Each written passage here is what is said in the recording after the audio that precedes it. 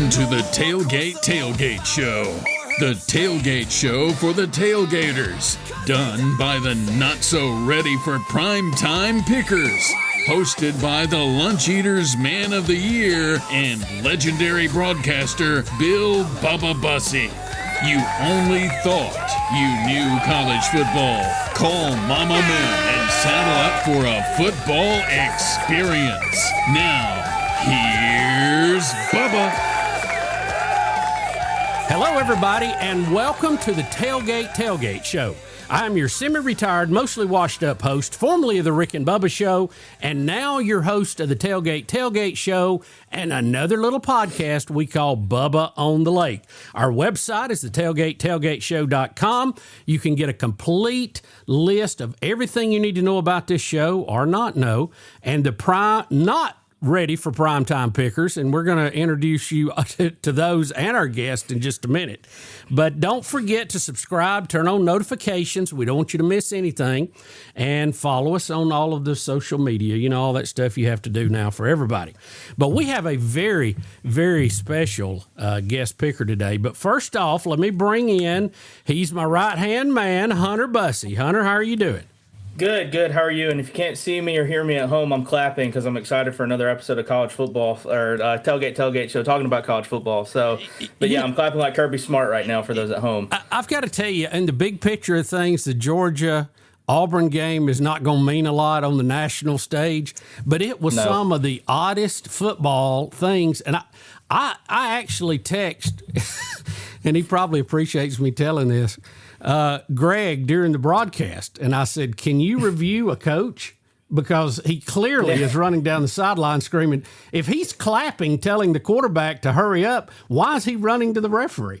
I mean, it makes no sense. Anyway, I don't get on a tangent. We'll get to that in a minute.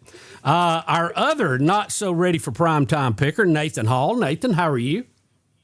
I'm fantastic. The Indianapolis Colts seem to be the best football team to ever play football in the history of the sport. I got to watch that game, the Cardinals game, with you and Hunter this past weekend, which was a lot of fun. So not college football related, but I'm excited about it. Well, you have to be happy. Well, we're going to bring in our guest picker, but let's review what we did last week. Kyle Rush was our guest picker. He went 6-4. And you guys both outpicked him. Did that hurt his feelings, you think? I mean, who knows? I think he was just happy to be on the show. I was happy to outpick somebody because it hasn't been happening. Well, Nathan and Hunter both went 7-3. Nathan is firmly in third place with an overall record of 34-20. Hunter is in second place with 35-19, and I don't want to brag, but I was 9-1 last week and continue to lead with an overall record of 43-11. And if it wasn't for that dag-blasted Indiana, they're about 4 of my 11 losses. I mean, I just did not believe. But I told y'all, if they go into Eugene and they beat the Ducks, and I'm going to be on their wagon, they're not going to get me again. And, of course, Hunter promptly took them off the list I saw after that. So our guest picker this week is Rosie. Rosie, say your last name for us. Langello Hodgins. And don't stand too close to that train that just went by. James Franklin is on the train. That's just pick it out. He might be on the train. Now, Rosie, you are the sports director at WSFA in Montgomery. The y'all still NBC affiliate? You know, yes, sir, we are. Where we live at, we are technically in your TV market, and we most of the time get you. Sometimes it flips back to Birmingham. I don't know why. I don't know what the deal is. You know, it's supposed to run off the zip code. But we get you guys most of the time. You do a wonderful job. And what was really crazy about this, Jim Dunaway, who's been a guest picker, and Taylor Corn, who's been a guest picker, were all on the sideline together at the Georgia-Auburn game, right? Yes, we were. It was very rare to have us all there together, but I met them back when Alabama went on their Final Four run. Gosh, that was, 2023 now for basketball. And I met Taylor in Spokane, and I met Jim in Los Angeles. I did not meet them in Alabama. So that's so it's just crazy. Funny how we all came together. Now, but Rosie, it was a great time to see them. Rosie, where are you from originally?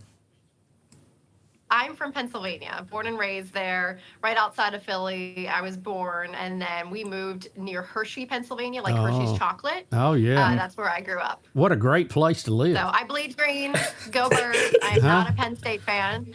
But yeah, big NFL, big Eagles girl. Well, we've got to talk about James Franklin at some point, but the question that we were going to work through, and it pertains to the fact that all three of you guys were at the Georgia-Auburn game. With the past few SEC games and questionable calls, the SEC, or does the SEC need to implement what the ACC has done by giving a behind-the-scenes look at what is being discussed from the referee crew back to the conference headquarters when reviewing a call for transparency? Hunter, I'll let you take first shot at that. Yeah, I mean, what's stopping them from doing it? I mean, at this point, like if the ACC's done it and it's working, why not implement it next year? If not, then that's where the red flags go up for me. What's the, especially how the game was handled, this past Saturday, and there's some other calls that were questionable in I think it was South Carolina and LSU. There was one big questionable call about a formation that didn't make any sense. But the main thing was that Auburn-Georgia game. It was just very suspect. And I don't know, maybe the fourth or fifth bad call was like, okay, this has turned into a referee show. It took it felt like 35 minutes for the last 2 minutes of the first half to end. Yeah, you were right. Because I needed to go to the bathroom, and I was about to die. Yeah. I was like, I want to go get popcorn, but about the time I leave, something will happen. And it never did. It was just a referee show. I kept seeing White Hat take I don't know if y'all could see it on TV or not, those at home, but every time he'd run to the monitor from another end zone to another, it took him like 4 business days to get to that monitor because he was running so slow. I'm like, dude, this is insane. This is not what we're here for. But it wouldn't shock me if they implement it next year, but if not, an eyebrow will be raised for sure. Nathan, let me ask you this. What about people that say the referees will not be as open about their discussion if they know everybody's going to hear every word they say? What do you say? I think there's a difference between a missed call and a questionable call. Like if we look back to the Auburn-Oklahoma game that a lot of people were obviously upset about, there was a play where the back judge he got caught watching the play and he missed a pass interference because he had to turn and run. Things like that are going to happen. That's a missed call. And it's kind of unavoidable in a game as fast as football. But when we're talking about questionable calls, when conversations are being had about a ball crossing a plane or what are you seeing, when is it punched out, when does he lose control, so to speak, of a ball, I think fans deserve to be a part of those conversations. Mm-hmm. Or at least, if not be a part of the conversations, have a layer of transparency there so we know what's being discussed. So I agree with Hunter. It's a red flag to me if they don't do it because what reasoning do you have to not? Yeah, who are you protecting? Who are you protecting? Yeah, in those conversations, the fans deserve to know why the White Hat went the way that he did. Because in the Jackson Arnold situation, okay, they say there was a punch out, and everyone's aunt and uncle and grandma is going to share that picture on Facebook and the red line going up from the goal line to the ball and all that kind of good stuff. Yeah. But the fans deserve to know why the official went the way he went, why he went that way, and it creates accountability for those crews because they know we have to, just like a coach has to go face the firing squad in the press room after the game, the officials should also have to know what they're doing is being exposed, so to speak. So yeah. I don't see why they wouldn't do it. It's not like they're dealing with personnel issues where they're going to fire somebody or not. Rosie, what do you say? I think it also leads to more accountability, more transparency. I think it's great for the game. My big question, though, is you adopt this.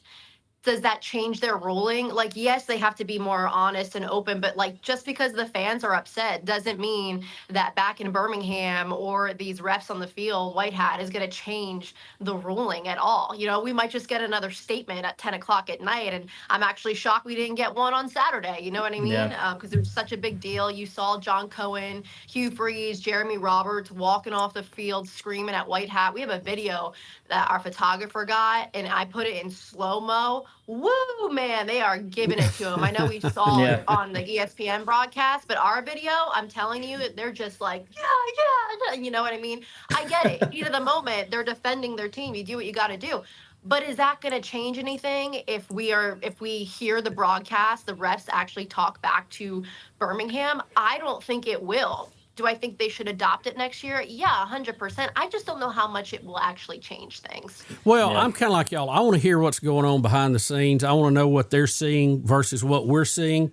And, the more transparency you have, the less controversy you're going to have, right? I mean, that just, to me, makes sense. How we spend our public money and how the referees are thinking, we should be privy to that most of the time. You had quite a crew you were on the sideline with, Rosie. I did, yeah. I had a lot of people on the sideline. In fact, actually, I did not actually have a photo pass. They sent me upstairs, but I hung out with everybody on the before the game. And then I came down in the third quarter, and me and Jim Dunaway actually went outside, and we watched the rest of the fourth quarter down on the field. But yeah, once we were in the fourth quarter, I was just like, here we go again. What's Hugh Freeze going to say this time? You know what I mean? We were all kind of saying, all right, what's he going to say? We're closed? We're close again? Which he really didn't say that. Instead, he came out and said, we just find ways not to win. I was like, truest statement that you've said during your time here. Was you a little surprised at Coing on the field giving the referee the business? You don't see that a whole lot, do you? I haven't seen that since I've been here from John Cohen. I don't see athletic directors doing that at all, ever. I can't think of one off the top of my head that I've covered. However, after he put that statement out on a Thursday, I knew he was just kind of like, I'm going to be down there. I'm going to be watching these refs. Not that statement really did anything. I think it was just like hey, for the Texas A&M game, like, we want the calls, like, here's the statement. That's not always going to happen. So I was a little shocked when I looked at that video. I was like, whoa, okay. Do y'all think that if these kind of calls were going against Nick Saban, that would ever happen? Or do you kind of make your own... Let's see how to say this properly. Would referees be less apt to make some of these very controversial calls against a Nick Saban or a Kirby Smart as they are to Auburn, because Auburn's just not winning? They're not that good. I don't think so. And we can look at what happened with Kirby Smart as proof. We can use Kirby as our kind of Nick Saban proxy. When you can tell the ref that this is clapping, and they say, well, you're the guy. I mean, you're Kirby Smart. And the refs probably already got the call from Birmingham at conspiracy theory time, saying, hey, we need the Bulldogs in the playoffs because Auburn isn't going to pull the ratings that Kirby Smart will. I mean, we watched it happen. Kirby Smart called a timeout, and he gaslit the referees into thinking that he was clapping. And they said, well, it's Kirby Smart. I don't think Hugh Freeze would ever be able to pull that off. I got to tell you, I thought that was it was comical to me because Kirby Smart is running toward the referee. Okay, he's not looking to his quarterback. He has the timeout up clearly. You read his lips. He's saying timeout. And he runs over there. And then when they call the timeout, he's like, "Oh no, I was clapping for I told you." It was Jedi. And it was Jedi mind trick. I mean, it was. It really was. You are not seeing what you think you're seeing. And I don't think that changed the game. Okay, Auburn has no excuse for any of those calls. And if you play good, I have a feeling the calls tend to go your way a little more. But it absolutely was a Jedi mind trick. You know what I wish that referee had done? This is what he should have done. He stops it. Kirby runs out there and goes, oh, no, I was doing it. I was doing it for my player.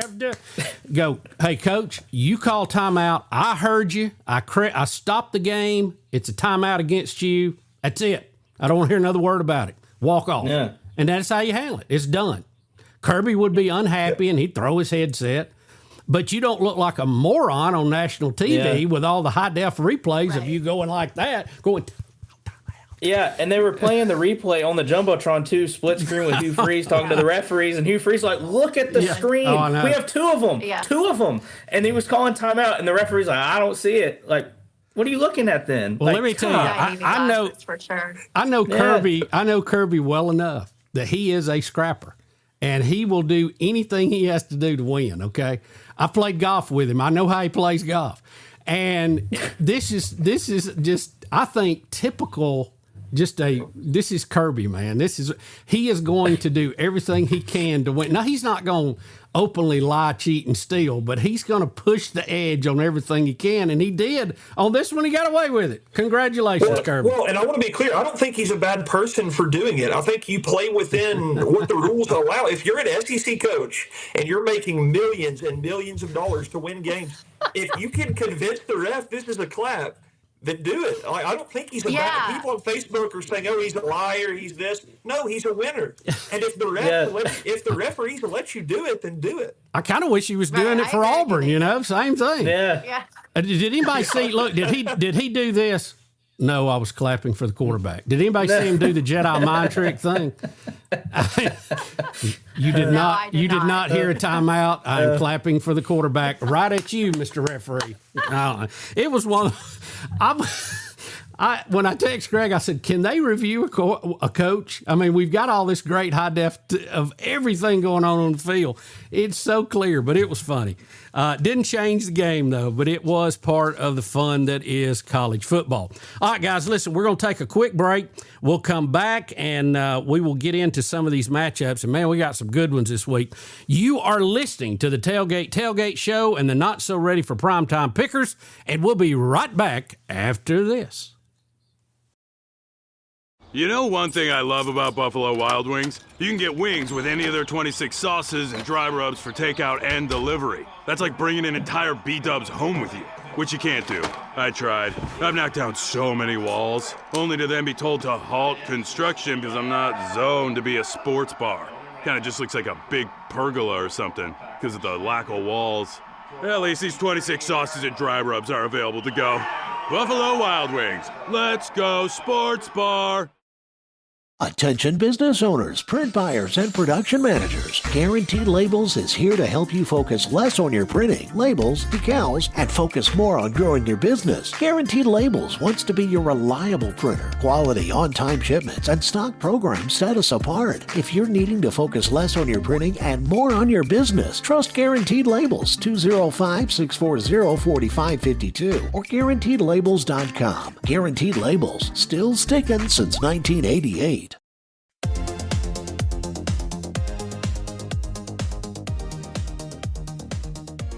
Hello, everybody, and welcome back. It is the Tailgate Tailgate Show, the tailgate show for the tailgaters, done by the Not So Ready for Primetime Pickers. I know I gave y'all that name, but I tell you, y'all are out picking a lot of the experts, by the way. If you look at some of their numbers every week, y'all are not doing that bad. And, Rosie, we're glad to have you with us this week to share your insight on a lot of this. All right, some of the big games this week. Let's go ahead and hit some of those. BYU goes to Utah. Now, this is an interesting matchup. BYU sitting at 6-0, Utah 5-1. Hunter, what do you think?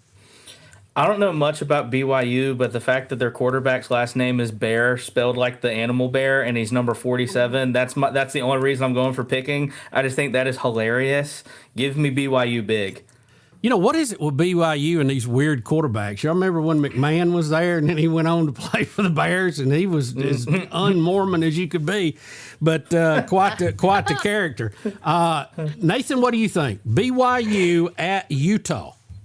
Yeah, being a number 47 quarterback named Bear is definitely interesting. I'm going to go with Utah here. I like Kyle Whittingham a lot. I think he doesn't lose two big games this early. And the Texas Tech game, Utah looks so rough. I think they're going to bounce back. And this is going to be their first kind of, I don't know if I'd say it's a statement win against Bear Bachmeier for BYU. But I'm going to go Utah. It's going to be close, but I'm going to say Utah wins it in a tight game. Rosie, what do you think? Well, I read somewhere that this is the first time that the two teams are ranked since 2009. So this one has a lot of juice behind it, right? Mm-hmm. But I think when I looked at their schedules today, they both, minus Utah facing Texas A&M, have really they haven't played anybody that hard, to be honest with you. Yeah. At least in my opinion. So I think that I'm going to go with Utah just after beating Arizona State. It's just going to be like a momentum thing. And I think they scored 42 points on Arizona State and held them to 10. So I think you just take that momentum. I'm going with the Utes. You know, as much as I would like to pick BYU just because of the quarterback's name, I'm with y'all, you guys. I think Utah has a pretty darn good team. They're at home. I think they've got more robust under the engine than BYU does when it comes down the stretch. They're 5-1. They're having a great year. They're a potential playoff team at this point. So I'm gonna go with Utah in that one too.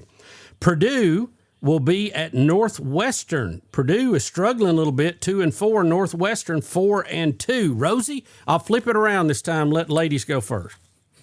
Let's go. Those are my Wildcats. Northwestern grad over here. I'm obviously going with the Cats, man. We just beat Penn State.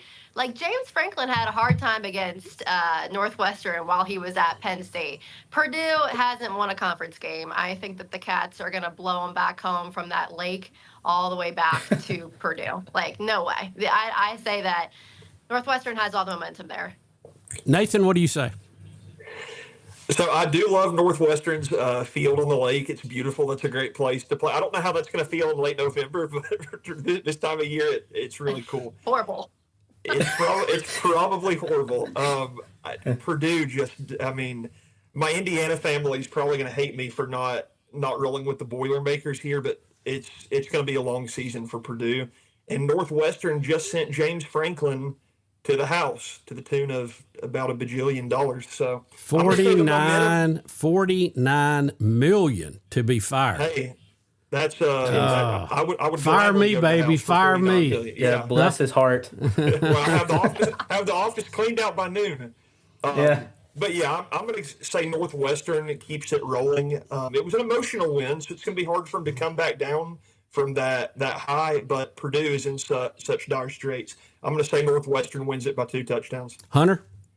Yeah, I got Northwestern here. I like their odds, especially coming off the momentous win of beating Penn State and sending James Franklin home. But I got the Wildcats here big. You know, in honor of Rosie, I'm going to pick the Wildcats too. Northwestern all the way, Rosie. Thank you. And I do like Chicago. I end up going there a lot, it seems like. It's the best city. Yeah, if you stay in the right place. Yes. Now, this next matchup is, I think, one of the more interesting ones, and this is a rivalry that we used to see when I was a kid a whole lot.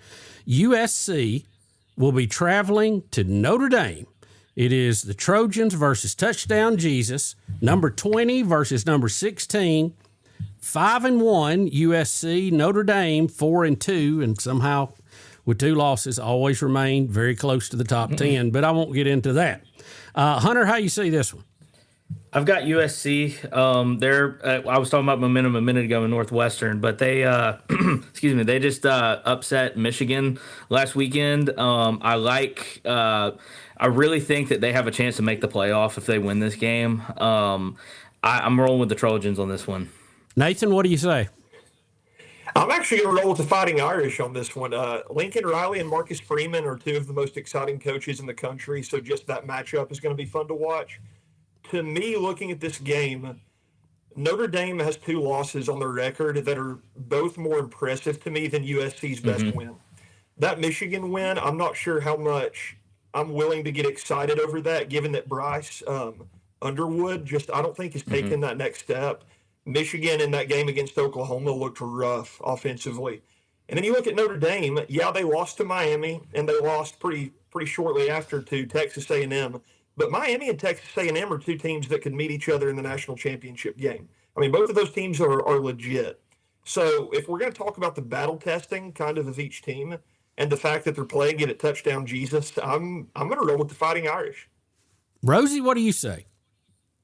Yeah, I'm going with the Catholics for sure, right? Marcus Freeman and the Fighting Irish, no doubt. Nathan, you kind of took the words out of my mouth there with the loss to Miami and Texas A&M. Those games were so close. Like, it could have went either way for Notre Dame. They could be undefeated right now. And they lost to Miami by 1 or they lost to someone by 1 point, right? So I just think that they're going to take that experience from those 2 games and go out and beat Lincoln Riley. You're right. I think these 2 coaches are great, and they're these young coaches that I can't wait to watch for the rest of my time watching college football. But I just think that Marcus Freeman has the upper hand here, especially being at home. Well, y'all brace yourself here. I'm looking. This is what's strange to me. They have Notre Dame an 8.5 point favorite, and USC sitting there at 5-1. That may be a little heavy. Hold on to your hats, boys. I may have to have the air horn upset alert.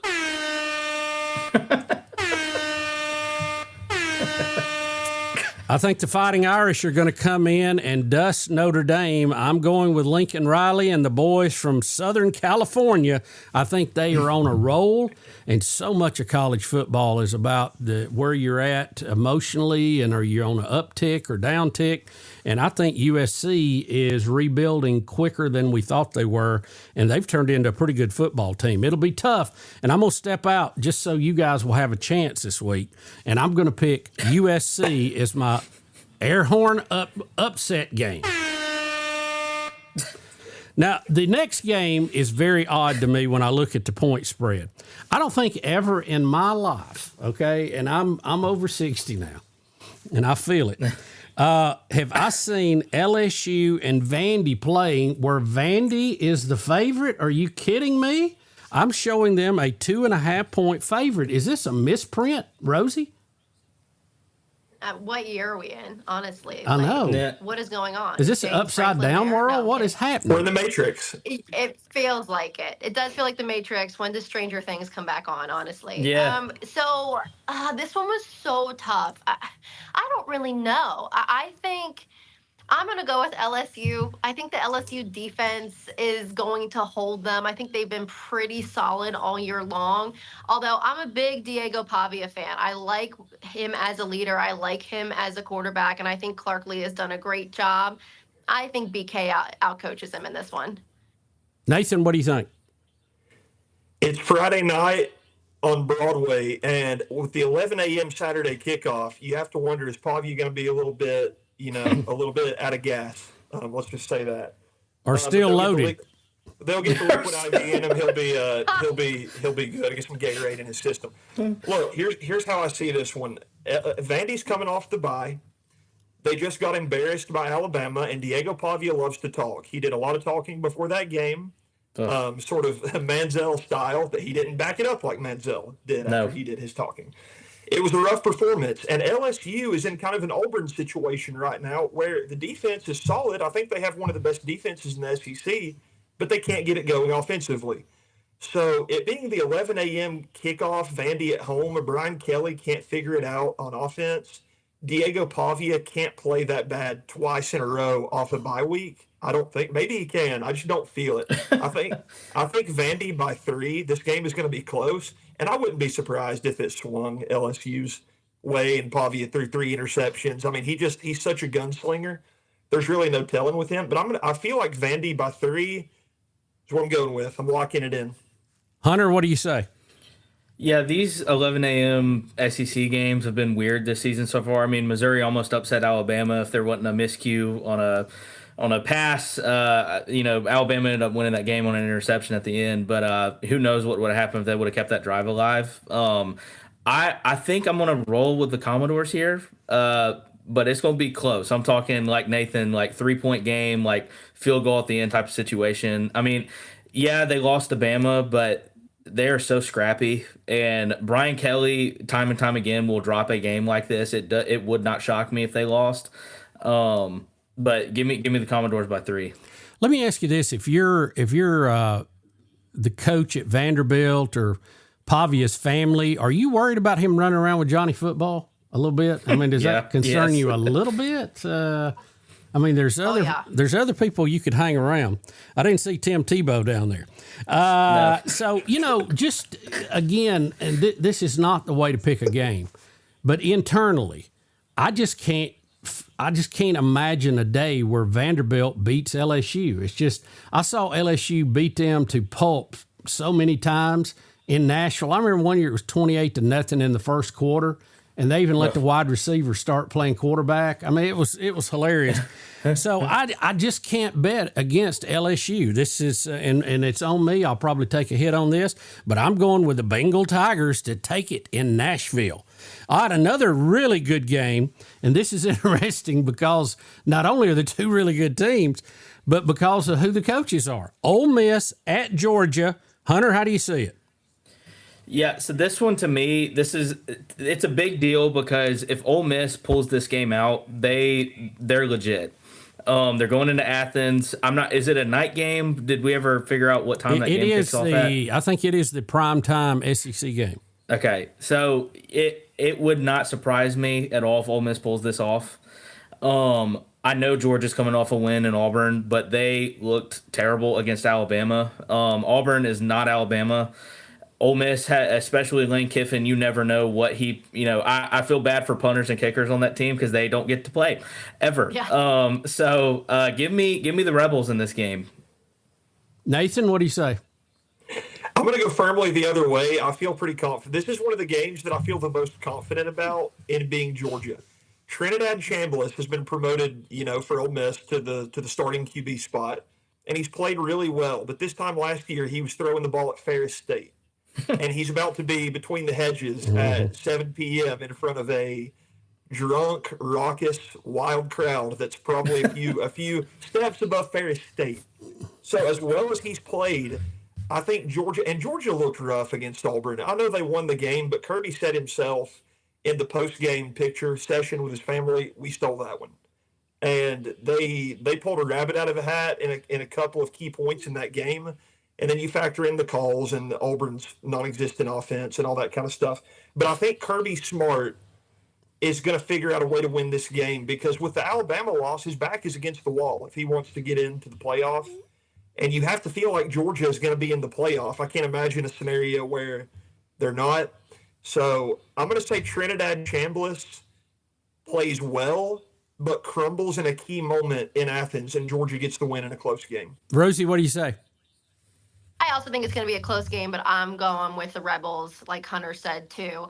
I'm a little shocked that Georgia is not as good as I thought they would be. And listen, Auburn's offense is not good at all, and scored on them and should have scored on them in the second half and couldn't get it done. But I just think that it goes back to momentum, and it also goes back to Trinidad too. I think Lane has done such a good job with him, and he's been able to develop him against these SEC teams. I think that to me, I think it's a no-brainer. I think that Ole Miss clearly wins this game. I think Lane just has it in the bag.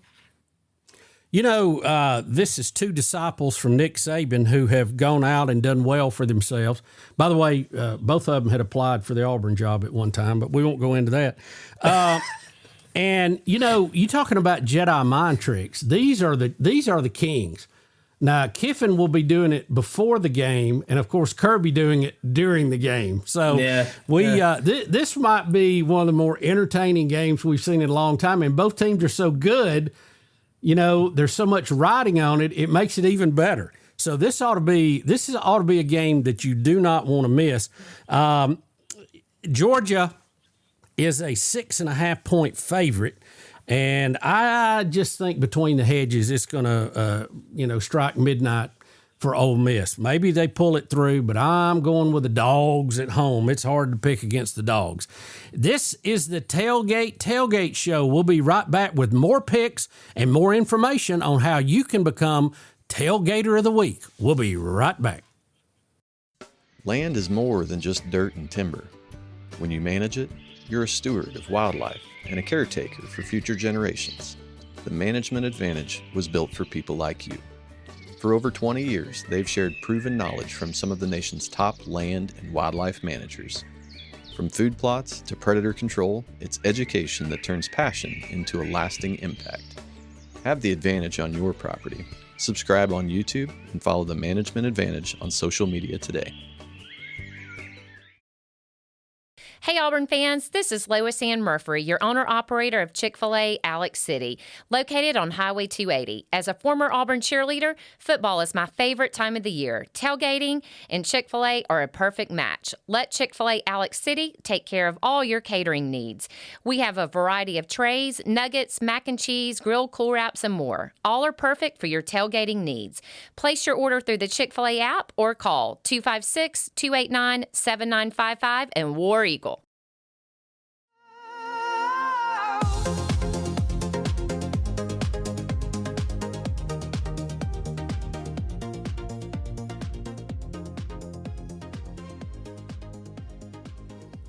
Welcome back to the Tailgate Tailgate Show. It is the Tailgate Show for the tailgaters. We're up early. You can hear this show. It's a podcast. If you like to get up early, headed out to your ball game. Later in the morning, we have radio partners that play this as a radio show. So you can catch us online or you can catch us off air. Go to our website to get all of those details and also information how you can become Tailgater of the Week. And we're actually going to start giving those away next week. Well, guys, a little closer to home, we've got some games we need to discuss. UAB and Memphis. UAB is going to be host to Memphis. How do you see it, Hunter? Yeah, so, Trent Dilford has officially been fired, and I know one particular UAB fan that is just excited about that, considering he was calling him Coach Dillweed pretty much the whole part of the season. So now, he didn't get $49 million, did he? No, he did not. I doubt it. He's probably still counting his dots or whatever it was he was talking about the other day. But yeah, I don't think UAB's got a chance in this game. Give me Memphis by a lot. A whole bunch, huh? All right, what do you think, Nathan? A few weeks ago, I famously predicted that UAB would be the United States Army. I don't know why I predicted that. But, nice pick, by the way. I felt like the fire-breathing dragons were going to pull it off, and they most certainly did not. No. So, and I've been cursed ever since. But I'm going to go with Memphis just because I think it's good energy. I don't think I can ever side with UAB again on anything. So I'm going to go with Memphis in a close game. Rosie, what do you say? Oh, I think Memphis blows them out of the water. I watched that Memphis team play Troy and destroy them, especially in the second half. But yeah, I think UAB, I would just chalk up the rest of the year. Unfortunately, I hate to say that about a local team in Alabama, but yeah, it's just not in the cards. Yeah, I'm gonna go with you too. I think UAB's got a lot of problems. It's time to regroup. And I'm not anti-Trent. I met him. I actually saw him win a Super Bowl in Tampa, but just couldn't get it together. Couldn't happen. It wasn't the right fit, and so they're going to be looking for a coach. We go down to the Plains, where Missouri will be the guest of the Auburn Tigers. What did I say? Something, Hunter, that was incorrect? No. It's just this game is going to be so bad. Just, you said we go down to the Plains, and Hunter and I mentally went there. Yeah. We're already y'all got your one free ticket for the year already for doing this show. So, Rosie, how do you see the Missouri Tigers coming to visit the Auburn Tigers?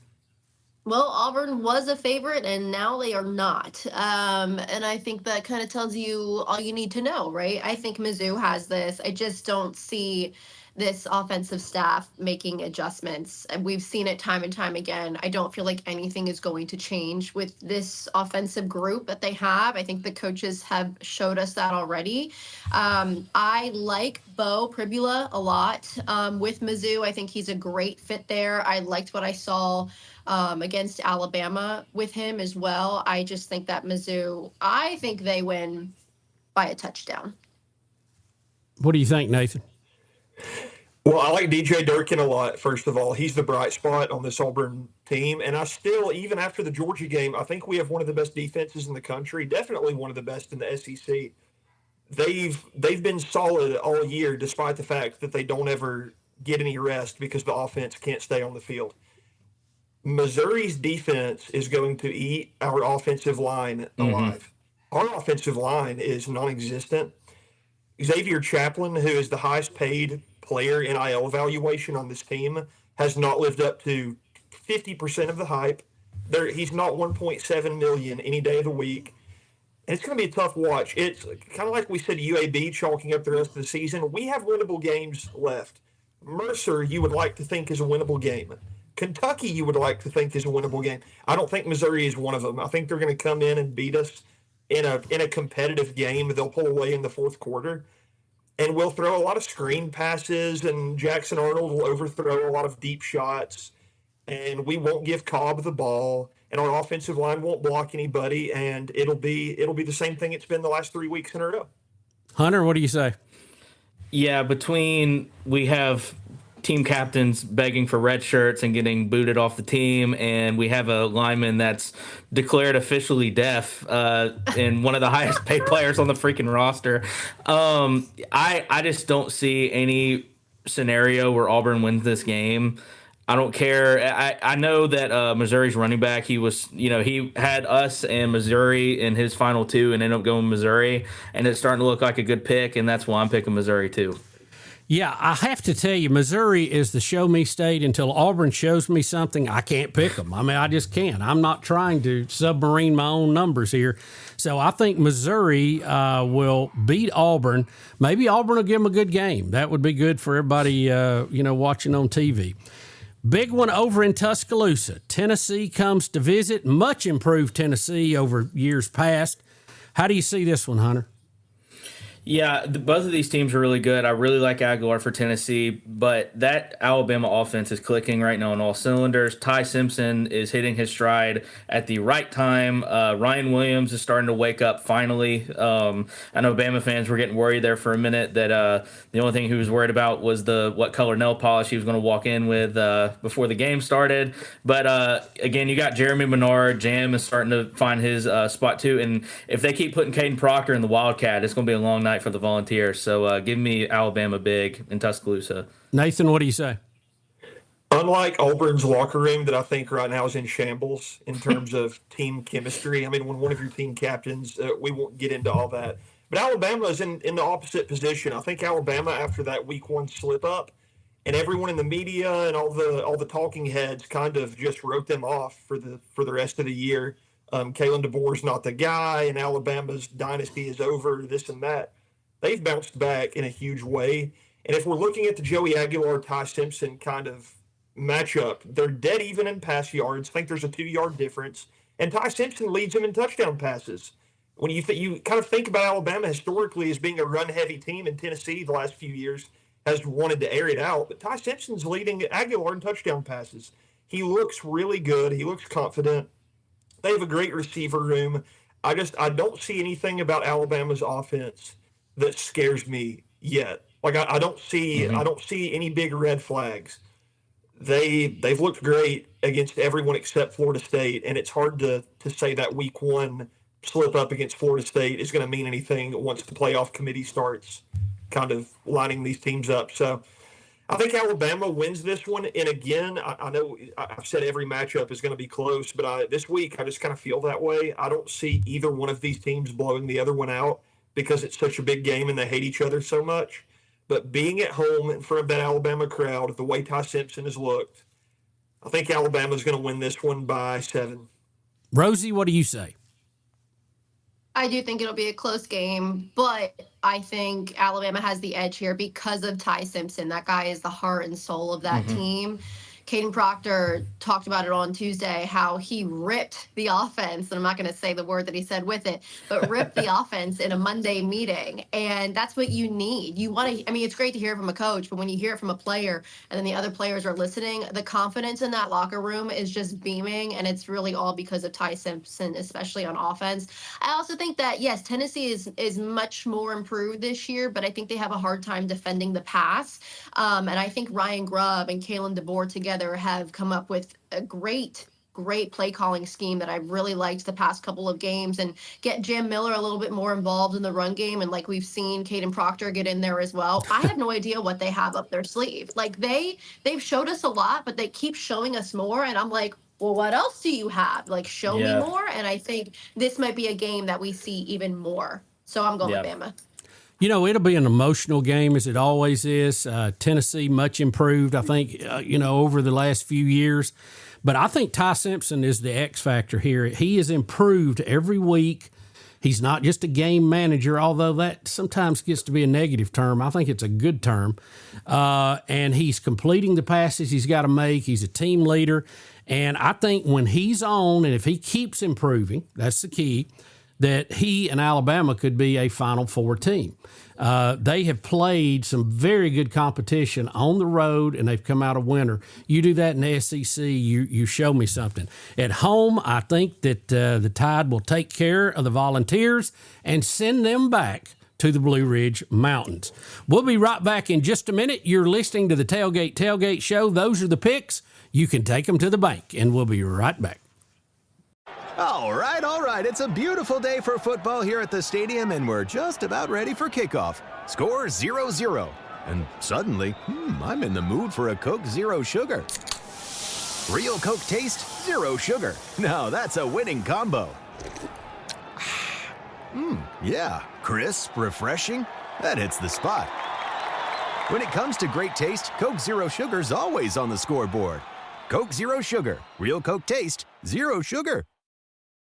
Looking for your dream home at Lake Martin? Trust Adam Yeager at Lake Martin Realty. Adam's honest, hardworking, and puts you, the client, first. Every time. With his local expertise and dedication, he'll guide you to the perfect property, hassle-free. Whether buying or selling, let Adam go to work for you. Call Adam Yeager at Lake Martin Realty today, 205-914-0830.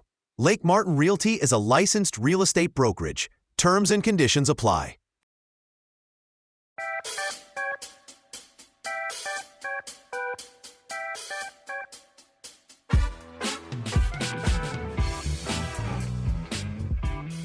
Folks, welcome back. It is the Tailgate Tailgate Show. We have really enjoyed this show. We hope that you have too. We appreciate Rosie being with us from WSFA, the big Channel 12 in the capital city of Montgomery.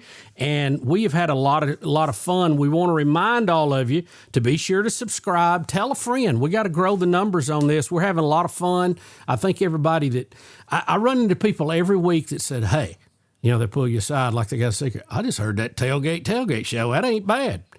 So anytime they say, hey, that ain't bad, that must mean it's doing okay, So we're having a lot of fun doing it, and we hope that you are enjoying listening to it.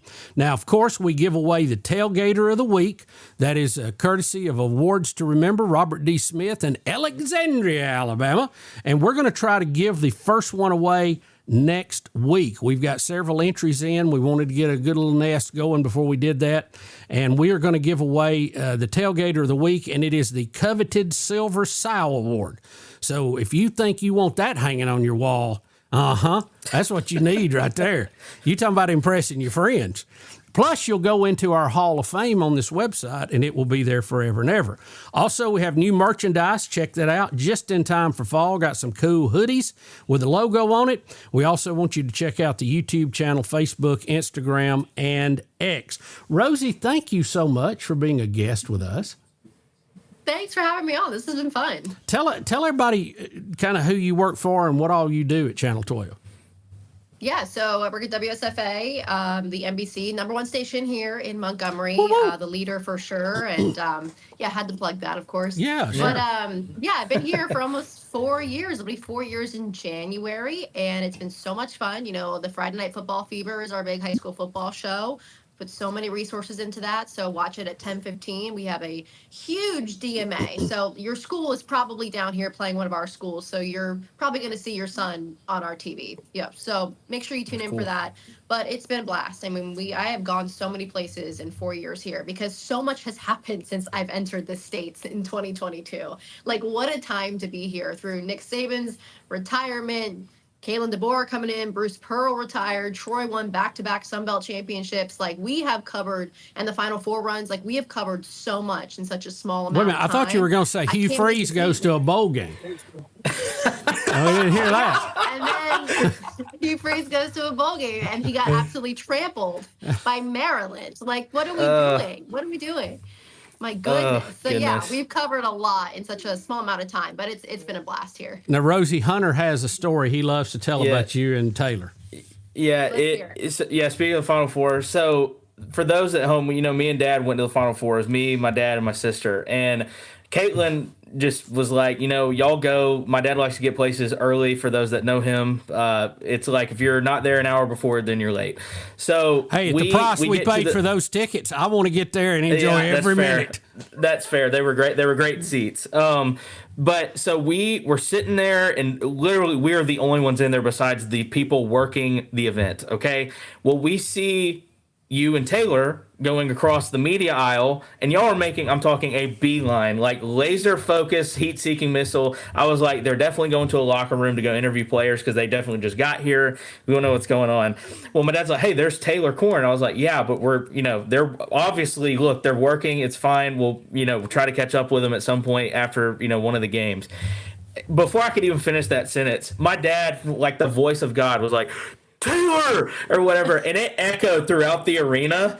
I mean, I'm talking throughout the arena, and y'all did not even hesitate. Y'all didn't even flinch. Y'all just kept walking to the locker room. Yet every security member, people working there on staff, looks towards my dad, and my dad goes, what are you doing? Like looking at me like, well, I didn't do that. And everyone's looking at me like, I didn't say that. It was really funny in the moment. It just made me laugh. Rich. It's like one of my favorite moments from the trip. Rosie, Oh my goodness, San Antonio was a blast. It was Yes. funny because it was so early.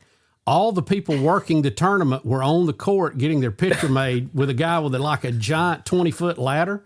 And I yelled that out, and I thought the guy was going to flip off that ladder looking. He definitely wobbled.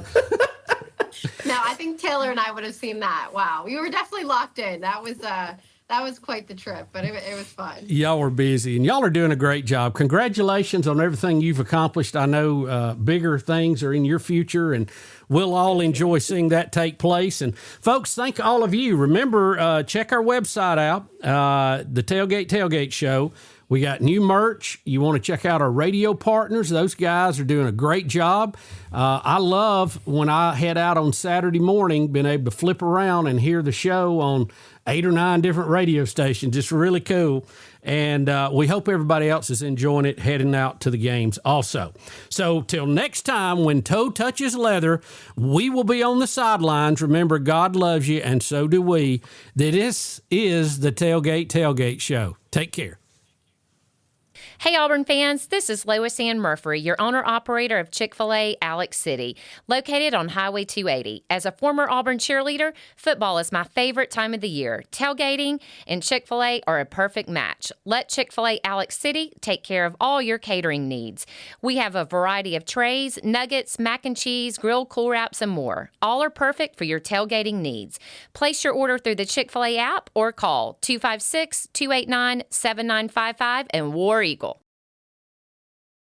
Looking for your dream home at Lake Martin? Trust Adam Yeager at Lake Martin Realty. Adam's honest, hardworking, and puts you, the client, first. Every time. With his local expertise and dedication, he'll guide you to the perfect property, hassle-free. Whether buying or selling, let Adam go to work for you. Call Adam Yeager at Lake Martin Realty today, 205-914-0830.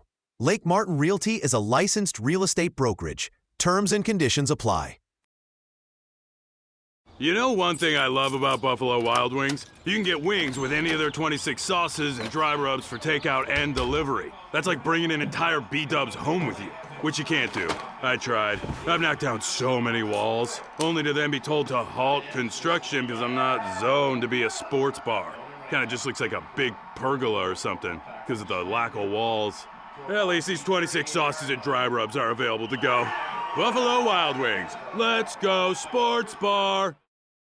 You've been listening to the Tailgate Tailgate Show, a production of Intergalactic Pants and Tees, all rights reserved. Be sure to like and follow and subscribe to the show and all social media. Contact information is on our website at thetailgatetailgateshow.com. Until next time, may your coals stay hot and your tent stay dry.